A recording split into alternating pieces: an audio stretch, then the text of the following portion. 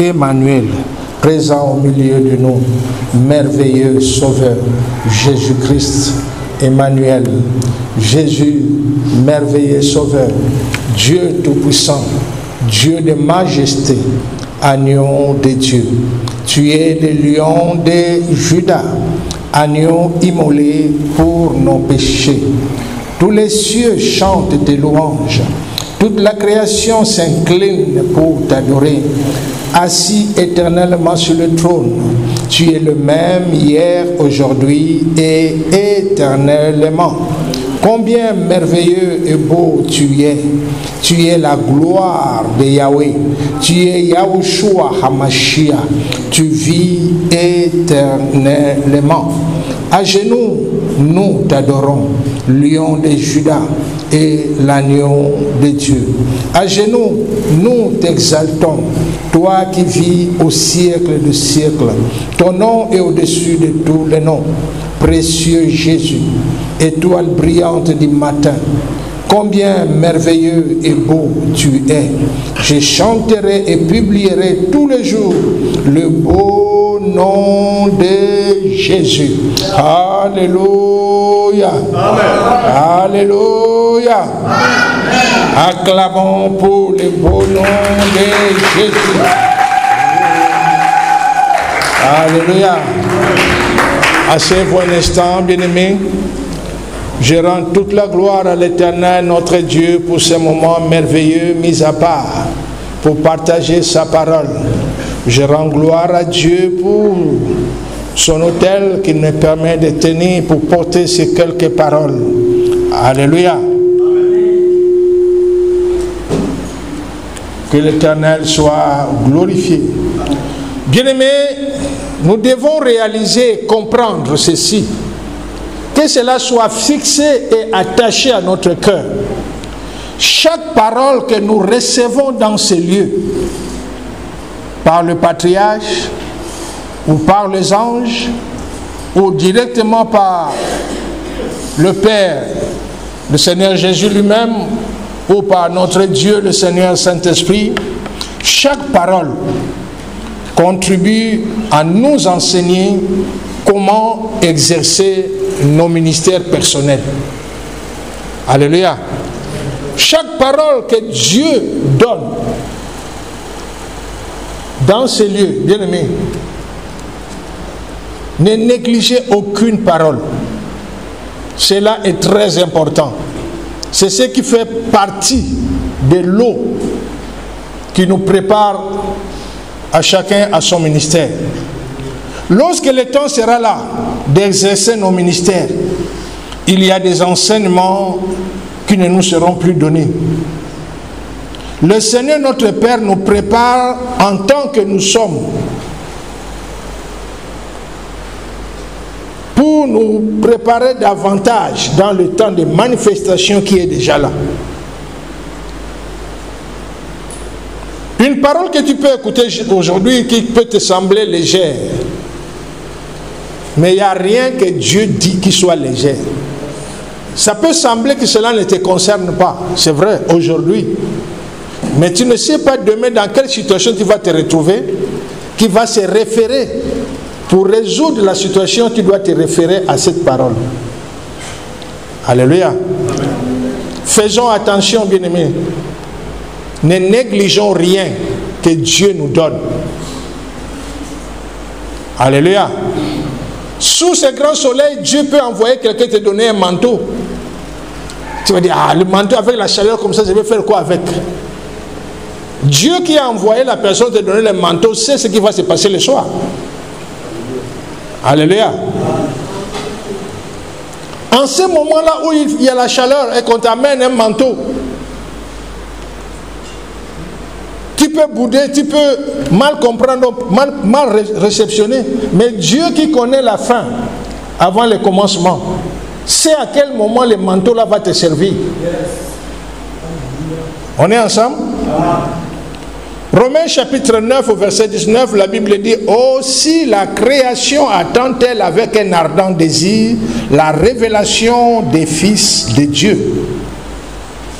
Nous devons savoir, ce n'est pas seulement la création qui attend la manifestation du Fils de Dieu. Notre Seigneur, le Père, Jésus-Christ, attend aussi de nous voir manifester sa gloire sur cette terre dans le temps de la fin. Le Seigneur est en train d'attendre ce qu'il est en train de nous donner par le Seigneur Saint-Esprit, par le prophète, par les envoyés, par les anges, par le patriarche. Le Seigneur attend l'équipement qu'il est en train de nous donner, de nous voir aussi sur le terrain, glorifier son nom. Alléluia. Amen. On est ensemble? Amen. Cela est très important, bien-aimés. Ne jamais négliger une parole qui sort de la bouche de Dieu. Ça peut ne pas te concerner aujourd'hui. Ça peut ne pas être d'actualité aujourd'hui. Mais demain, cette parole, ça sera le point de référence pour pouvoir t'amener plus loin, pour pouvoir résoudre certaines situations qui seront face de toi. On est ensemble? Que l'Éternel soit glorifié. Le jour à venir, nous allons être enseignés sur la différence entre celui qui prophétise et le prophète. Le patriarche Moïse qui nous a entretenus au jour, le 26e jour du 2e mois de cette année 2024, nous a introduit cette partie d'enseignement. À travers cet enseignement, nous allons comprendre à quoi Dieu nous appelle. Nous allons apprendre à donner moins d'importance aux dons et aux capacités, bien que cela soit nécessaire. Le prophète est établi dès sa naissance. Un prophète ne devient pas prophète. Il est consacré à Dieu dès sa naissance. On ne devient pas prophète par formation. Que je parle à l'école biblique, je parle dans l'école ceci, ou qu'on dit la formation prophétique, ça n'existe pas devant Dieu. Tous ceux qui sont prophètes le sont dès le sein de leur maman. Alléluia. Parler avec Dieu ne fait pas de toi un prophète. Parler avec Dieu, c'est une situation normale pour tous les enfants de Dieu. Quand vos enfants vous parlent, est-ce que c'est quelque chose d'extraordinaire? N'est-il pas normal que tes enfants, vos enfants vous parlent et que ou bien toi tu parles à tes enfants? C'est exactement ça, bien-aimé. Parler et écouter Dieu ne fait pas de nous des prophètes. C'est une situation normale, c'est un état normal. C'est des interférences qui se sont établies dans la maison de Dieu, dans le corps de Christ, qui fait de manière que cela est devenu quelque chose de très difficile ou d'exceptionnel, de quelqu'un qui a la grâce d'écouter Dieu parler et de parler avec Dieu. Mais ce n'est pas ça la volonté de Dieu, ce n'est pas Dieu qui a établi ça comme ça. Alléluia. Il y a eu beaucoup de paramètres, beaucoup d'interférences, beaucoup de parasites, beaucoup de ceux qui se sont rentrés et installés à l'église. Jusqu'à ce que nous-mêmes, ceux du corps de Christ, nous rejetons cette position d'écouter et de parler à Dieu. On dit que cela est réservé pour le prophète. Cela est réservé pour... Non! Cela a créé, bien aimé, des murs, inutilement. Nous devons prendre conscience que parler et écouter Dieu, cela est une situation normale. Tu es avec ton père, tu es avec tes parents. Qu'est-ce qui n'est pas normal d'écouter quand ils te parlent ou de les parler quand tu as quelque chose à leur dire? On est ensemble? Ceux qui écoutent facilement Dieu et qui parlent avec Dieu ne sont pas forcément des prophètes. Cela est un état normal à tous les enfants de Dieu. On est ensemble? Voir le monde spirituel ne fait pas de toi un prophète. Alléluia. Voir le monde spirituel, mais cela fait partie de nous. Nous sommes esprits, ayant une âme, habitant dans un corps. Tu es esprit. Quand tu vois le monde qui t'appartient, qu'est-ce qui te fait de toi prophète? C'est toujours les interférences, tout ce qui s'est passé, tout ce qui s'est créé. Et ce que nous avons accepté dans la maison de Dieu, dans le corps de Christ, qui a fait de manière que cette division, cette situation s'est aggravée. Au-delà des actions posées par les agents de Lucifer dans la maison de Dieu, qui travaillent fortement exactement pour empêcher que les enfants de Dieu aient la possibilité d'écouter ou de voir. Alléluia. On est ensemble? Rappelons-nous Joël 2 au verset 28 à 29. Après cela, je répandrai mon esprit sur toute chair. Vos fils et vos filles prophétiseront. Vos vieillards auront des songes et vos jeunes gens des visions. Même sur les serviteurs et sur les servantes. Dans ces jours-là, je répandrai mon esprit. Prophétiser fait partie de notre héritage en Jésus-Christ. Il va nous arriver de manifester tellement de différents dons, de capacités, et que nous risquerons d'oublier à quoi Dieu nous appelle. Nous devons nous attacher à ce que nous avons reçu.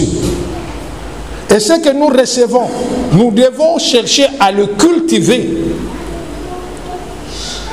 Chaque parole, chaque enseignement, chaque vérité que tu as reçue, si tu prends cette semence et que tu vas le mettre dans ton coffre-fort, ça sera bien conservé, mais ça ne te produira rien du tout. La semence ne peut être rentable que lorsque tu le prends et que tu le mets à terre. Alléluia. La parole que tu écoutes, les enseignements que tu reçois, si tu ne te tiens pas pour pouvoir faire de cette vérité, cet enseignement, cette parole, la vérité dans ta vie, bien-aimé, ce sera une information, un point, un trait. Alléluia. On est ensemble? Ce que nous recevons, c'est de notre devoir à pouvoir nous identifier à ces paroles, à ces vérités, à ces enseignements. On nous a enseigné telle chose, on nous a parlé de telle chose par rapport à moi, par rapport à ma vie. Comment je me tiens, comment je me comporte, comment je fais. Alléluia. Pourquoi j'aimerais que ce que j'ai écouté devienne réalité? C'est en faisant cela que ce que nous n'avons pas appris du Seigneur sera attiré par rapport à ce que nous sommes en train de faire. Ce qui se ressemble. Ce qui se ressemble. Voilà. Quand tu commences à développer en toi l'esprit de foi, de toutes les paroles que tu écoutes, cela fera de manière que la foi elle-même va chercher à venir créer une chambre chez toi. Quand tu commences à développer l'esprit de foi en toi, la foi elle-même, on dit la foi vient de ce qu'on entend. Ce qu'on entend vient de la parole de Dieu. Là, on dit la foi fait quoi? C'est-à-dire elle était quelque part. On est ensemble? Quand tu commences à cultiver ce que tu reçois, tu commences à faire de cela réalité dans ta vie. La foi même, elle-même, viendra cogner. Y a-t-il une place pour moi? Alléluia. Amen. C'est là où tu vas vivre la réalité de la parole de Dieu. La parole ne sera pas théorique pour toi, mais la parole sera vivante. La parole de Dieu est esprit et vie. On est ensemble? Amen. Un prophète a un esprit préétabli par le Seigneur pour exercer ce ministère. Cela ne veut pas dire que les autres ministères sont inférieurs. Celui qui a un ministère prophétique, il a plus de poids aux épaules. Cette phrase, la suite que quand le patriarche nous a donné, ça nous a fait un peu... Écoutez ce que le patriarche Moïse nous a dit. Peu de prophètes établis par Dieu sont auprès de lui. Et certains même n'ont pas hérité le royaume de Dieu. Il dit peu de prophètes qui sont établis par Dieu sont auprès de lui. Il dit à certains même Dieu a établi mais qui n'ont pas hérité le royaume de Dieu. Ah, ça nous a fait un peu... Et comment un prophète n'a pas pu hériter le royaume de Dieu? Alléluia. Le Seigneur Moïse a essayé de nous faire comprendre la responsabilité de celui qui est prophète. Il a dit, lorsque le Seigneur donne un champ à un pasteur, ou de moissonner, ou de cultiver, le Seigneur peut donner un tracteur au pasteur et des matériels, tout ce qu'il faut. Il dit, mais lorsque le Seigneur envoie un prophète dans le même champ, au lieu de tracteur, il lui donne la machette. Donc, il sera moins équipé que le pasteur. Ah, ben, on se disait là, mais attends, ce n'est pas de l'injustice. Non. En réalité, celui qui vient comme prophète a des possibilités illimitées si réellement il se consacre dans son ministère, si réellement il marche par l'Esprit de Dieu. Alléluia. Il a dit beaucoup de prophètes établis par Dieu ont perdu le royaume parce qu'ils n'ont pas appris les leçons à travers leurs souffrances, à travers leur rejet. Ils n'ont pas appris les leçons que Dieu leur donnait à travers chaque situation. Donc ceci pour nous dire qu'il y a des situations qui vont se passer ou que nous vivons ou que nous allons vivre. Dans chaque situation, Dieu prépare une leçon pratique pour toi. Alléluia. Dans chaque situation, Dieu prépare une leçon pratique. Si tu ne tires pas leçon à ce que tu vis, des épreuves que tu traverses, tu as manqué carrément une étape importante de ta vie. Il y a eu beaucoup de prophètes qui sont passés dans les troubles, dans des situations difficiles. Au moment donné, quand ils sont rentrés dans l'épanouissement, ils commencent à poser des actes aussi pour frustrer d'autres personnes. Et donc voilà beaucoup qui sont tombés dans ces pièges. Ils ont commencé à se voir au-delà des autres, supérieurs aux autres. L'emprise de Dieu est très forte par rapport au prophète parce que le prophète a beaucoup de possibilités que les autres 4 ministères. Quand tu as la possibilité de voir et d'entendre, ce qui sous-entend que tu as la possibilité d'éviter beaucoup de choses par rapport à ceux qui marchent par la foi, à ceux qui marchent par l'instruction. Toi, tu vois et tu entends. Attends, on est ensemble? Parce qu'à un moment donné, je voyais comme si Dieu faisait l'injustice, qu'il pénalisait plus les prophètes. Et puis le patriarche a ajouté, Dieu ne peut pas nous tenter au-delà de notre force. Et puis là, la situation est que beaucoup d'entre nous ne connaissons pas jusqu'où va notre force. On se plaint facilement, on abandonne facilement. Alléluia. La situation que je traverse actuellement avec ma femme, avec sa famille, c'est hier qui nous a parlé, non? Oui, avant-hier. Avant-hier. C'est avant-hier qui nous a donné certains détails concernant ce qui se passe avec ma femme et sa famille, et me concernant. Pour moi, j'ai tiré une grande leçon. quand on m'a amené au tribunal, au fait, à un moment donné, je réalise pourquoi le Seigneur a voulu que je sois au tribunal. Quand on m'a obligé d'aller à l'hôpital, j'ai réalisé pourquoi Dieu a voulu que j'arrive à l'hôpital. Il y a plus de 10 ans que moi, quoique 10 ans passés, je n'ai pas mis mes pieds à l'hôpital. Rendre visite ou être malade. Mais la multitude de gens que j'ai vus à l'hôpital, comme le marché, mon cœur était touché. Je dis, ah! Et à l'hôpital général, et au Chambrier, à Chambrier, tout, mon cœur était touché. J'ai dit, Seigneur, je te rends gloire. Tu as voulu réveiller ma mémoire que j'arrive pour voir. Alléluia. Dans chaque parole que Dieu nous donne, bien-aimés, ne négligez rien du tout. Réalisons, bien-aimés, l'équipement que Dieu nous donne, la formation que nous avons la grâce de suivre.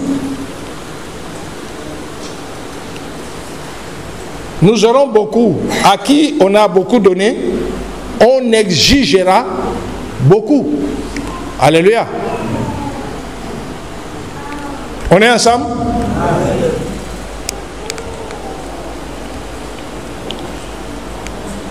Donner le libre arbitre à l'être humain a été la plus grande épreuve de Dieu. Et dit, la plus grande épreuve que Dieu a eue concernant l'être humain, c'est donner le libre arbitre, où l'homme a le pouvoir, le droit de choisir, de faire ou de ne pas faire, d'agir ou de ne pas agir. Et Dieu ne peut jamais intervenir parce qu'il respecte le libre arbitre. J'ai dit c'était la plus grande épreuve que Dieu a passée concernant l'être humain. À l'avenir, nous allons voir certaines graves situations venir. Mais nous ne devons pas intervenir en laissant ces situations causer de graves dégâts. Mais cela sera le meilleur choix. Là aussi, c'était un point de pic pour nous. Et à l'avenir, là où nous allons rentrer bientôt, nous allons nous retrouver face à des situations où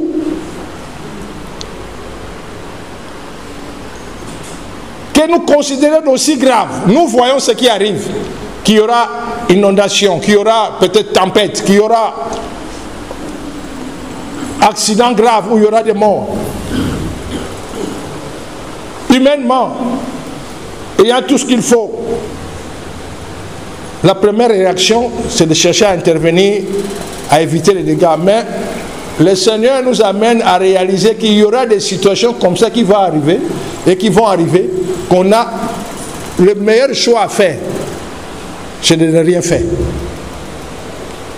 Ça va causer des dégâts, ça va causer des morts, ça va causer de ceci, mais ce sera la meilleure solution.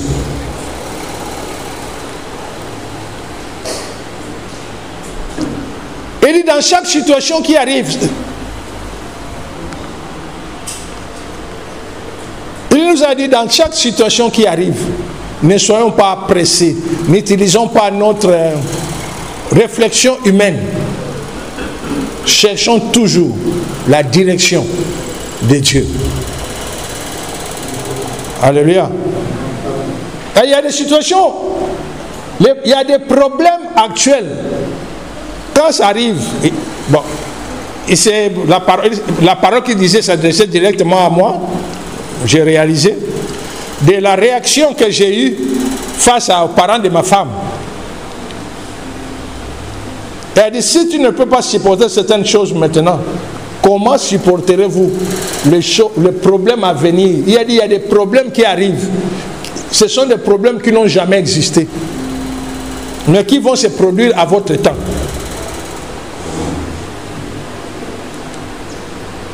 Si vous réagissez par rapport à ce qui est humain, il a dit, vous allez vous retrouver face aux pédophiles.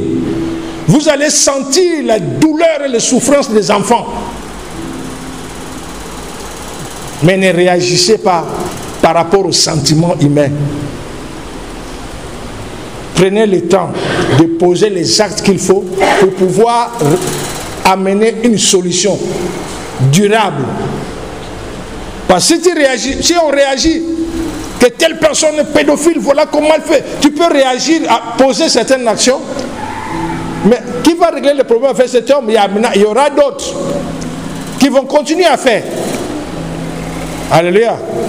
En fait, là, le patriarche nous disait de prendre toujours le temps face à une situation qui te présente devant toi. Ne réagissez pas. Humainement, c'est normal que tu puisses réagir ou tu puisses agir, mais prenons toujours le temps, avec le Seigneur Saint-Esprit, à chercher à poser des actions qui vont aller plus loin pour résoudre la situation. Alléluia. Parce que tu peux éteindre le feu, mais si tu ne touches pas la cause qui a provoqué l'incendie, l'incendie peut continuer ailleurs et ailleurs. Alléluia. Tu peux jeter des cailloux où il y a eu la boue, mais si tu ne trouves pas la source, le tuyau qui est percé, qui libère les eaux, tu passeras le temps à pouvoir rembler aujourd'hui, à rembler demain. Et c'est là, quand tu barres l'eau par rapport à gauche, l'eau va aller à droite, ça va prendre ça va aller créer la boue ailleurs. Alléluia. Donc tu dois prendre le temps, bien que tu marches dans la boue, mais tu pars chercher où se trouve l'eau, la sort d'où. C'est quand tu arrives, tu cherches à savoir ça vient d'où. Ah, il y a un tuyau percé, ou il y a une source d'eau qui est là, qu'on ne peut pas boucher, mais plutôt on doit chercher à le canaliser, parce que l'eau vient de sous terre. Si tu le bouches ici, ça va créer un autre circuit d'aller sortir ailleurs. On est ensemble. C'est comme ça face à toute situation qui va se présenter devant nous. On est ensemble?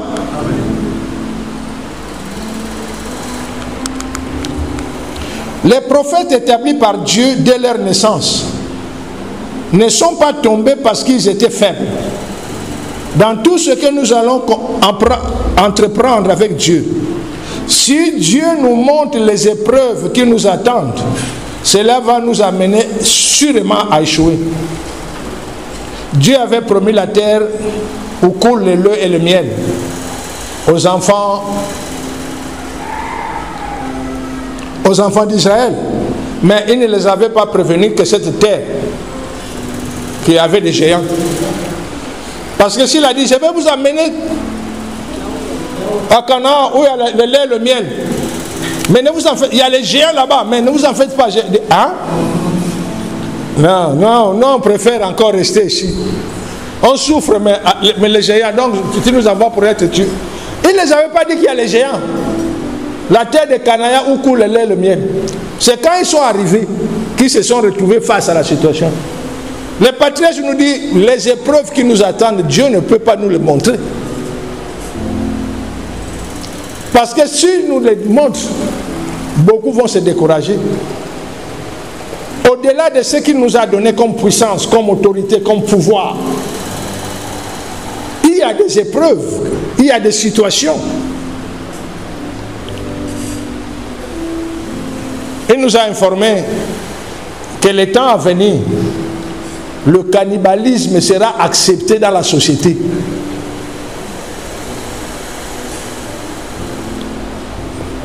Et le temps à venir, la méchanceté, la cruauté humaine va aller à un niveau où les hommes vont agir comme des démons. Manger l'être humain, ça ne sera plus en cachette. Donc nous devons nous préparer notre cœur, savoir comment agir dans toutes les situations. Ne pas se précipiter par les émotions, ne pas agir par... hein? On est ensemble?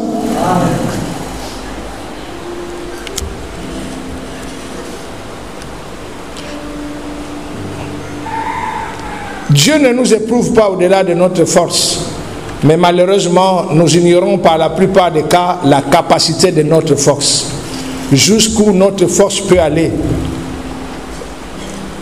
Il nous a dit, la plupart des personnes qui sont nées handicapées, Dieu les a donné des potentiels qui les accompagnent. Mais c'est là où il a ajouté, mais la majorité de ces handicapés n'ont jamais découvert ces potentiels. Ils se sont contentés de ce que la société dit d'eux, des personnes invalides, des personnes incapables. Mais la réalité est que toute personne qui vient handicapée dans le monde, Dieu donne un potentiel qui est dans cet handicapé. Qui n'est pas de bras ou qui n'a pas de pied. Il y a quelque chose dans laquelle, s'il commence à faire, il va exceller plus que les gens qui sont normaux. Mais malheureusement, la plupart de ces handicapés vivent selon que comme la société le présente, les gens invalides. Cette erreur aussi est dans le corps de Christ. Nous ne connaissons pas que notre force que Dieu nous a donnée va jusqu'où. Parce que quand tu vois déjà la montagne, tu dis, en tout cas, là c'est vraiment, ça ne vaut pas la peine, c'est inutile quoi. Alléluia. Bien-aimés, préparons-nous en conséquence. Les enseignements que nous recevons ont pour but de nous préparer à connaître ce que Dieu a préparé pour chacun de nous.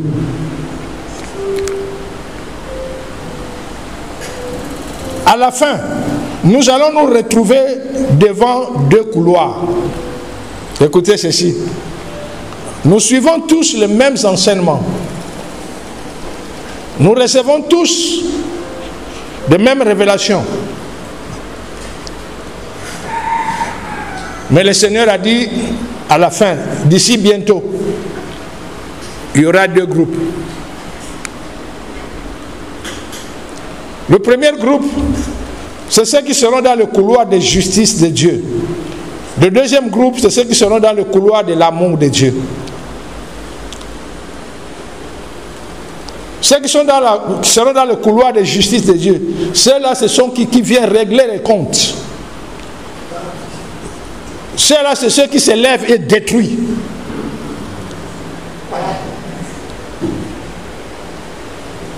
Ceux qui sont dans l'amour de Dieu prennent beaucoup de temps avant de passer, s'il faut sanctionner, ils prennent beaucoup de temps. Ceux qui sont dans la justice de Dieu, il arrive, tu as fait ceci. Sanction est là, punition est là.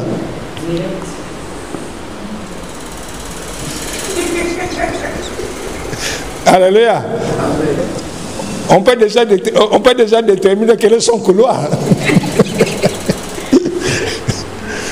Alléluia. Et nous suivons les mêmes enseignements. Mais dans notre fond, Dieu est en train de nous préparer de deux couloirs différents. Il y a les gens qui seront là avec l'épée.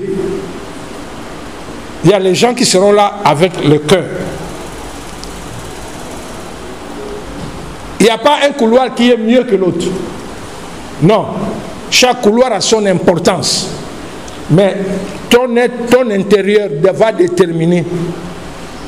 Le Seigneur ne va pas te demander de faire ton intérieur, de tout ce que tu es en train de recevoir, va déterminer comment tu vas opérer. Alléluia. Amen. On est ensemble? Amen. Nous devons apprendre à honorer les prophètes. Tout prophète établi a traversé de grandes épreuves. Chaque épreuve traversée avait une leçon à donner aux prophètes. Mais malheureusement, beaucoup de prophètes n'ont pas compris le bénéfice de ces durs moments. Nous aussi, ce que nous traversons comme durs moments, nous devons faire attention. Alléluia. Nous devons chercher à toujours tirer une leçon dans tout ce que nous voyons, dans tout ce qui nous arrive. Dieu est en train de nous équiper. Dieu est en train de nous bâtir. Le temps de pratique est déjà là. Alléluia. J'ai posé certaines questions au patriarche Moïse. Il a dit, il y a des situations où il y a des réponses que Dieu vous prépare au temps marqué. Il a pris l'exemple. Il nous a dit, le patriarche Moïse nous a dit ceci. D'ici là, vous allez rentrer en pratique. La première des choses que vous aurez comme défi, la multitude de personnes, des âmes qui vont venir. La question que vous pouvez vous poser, mais on va le mettre où? C'est ça ou ce n'est pas ça? Mais il a dit, en ce moment-là, Dieu a déjà préparé une réponse par rapport à cette question. Et quand nous allons commencer, le premier défi dans lequel nous allons nous trouver, c'est la multitude de gens. Donc la foule va se lever une bonne fois. Qu'un jour comme ça, des milliers de personnes se lèvent. On part à l'armée de plus que vainqueurs. La question même, nous, comment on va les contenir? Et le pasteur a dit, le Seigneur a déjà préparé une réponse à cette situation. Donc dans chaque situation dans laquelle vous allez vous retrouver, il y a déjà une réponse de la part du Seigneur concernant son œuvre. Alléluia. Voilà pourquoi il dit, dans toute situation, ne vous inquiétez de rien. On est ensemble? Amen. Bien-aimés, préparons nos cœurs de la grâce que Dieu nous a fait. Quand j'étais à l'hôpital général, voyant toute cette foule-là, c'est comme un marché, c'est comme... Et la multitude partout. Donc je me disais, le Seigneur, là, les jours là, j'ai fait quoi? Je suis ici, j'ai fait quoi? Je libère la parole. J'ai fait comme Smith. Que tout le monde recevait la guérison. Ou ça fera comment? Bon, prenons l'exemple. Que je suis dans l'hôpital avec des milliers de hommes là, de personnes. Je libère les paroles. Tout le monde, tout l'hôpital reçoit la guérison, en majorité. Ils ne vont pas chercher à venir ici. Hein? Quand ils vont venir maintenant, on fera comment? Le Seigneur a déjà une solution. Alléluia. Amen. Que le Seigneur soit glorifié. Bien-aimés, soyez déterminés. Soyez déterminés. Le patriarche nous a dit une phrase. J'ai parlé de la situation de ma femme, un peu de son comportement, un peu de ceci. Et puis il dit, vous ne réalisez pas quelle est la grâce que vous avez. Le patriarche Moïse nous a répondu, vous ne réalisez pas quelle est la grâce que vous avez. Il dit, actuellement, des milliers de personnes viennent de partout du monde, spirituellement, dans cet endroit. Ils sont là, venus. Et ta femme voit la plupart des gens qui viennent. Voilà pourquoi, des fois, elle passe le temps de me dire que je vois telle personne, je le vois, il est là avec moi, telle personne, je vois telle personne. Et elle dit, ta femme voit certaines personnes qui viennent de partout, qui viennent ici. Mais vous ne réalisez pas quelle est la grâce dans laquelle vous êtes.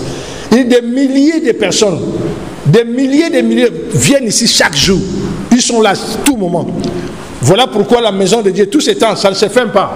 Comme vous voyez là, quand après culte, ça reste comme ça. Ça dort comme ça, depuis ça comme ça.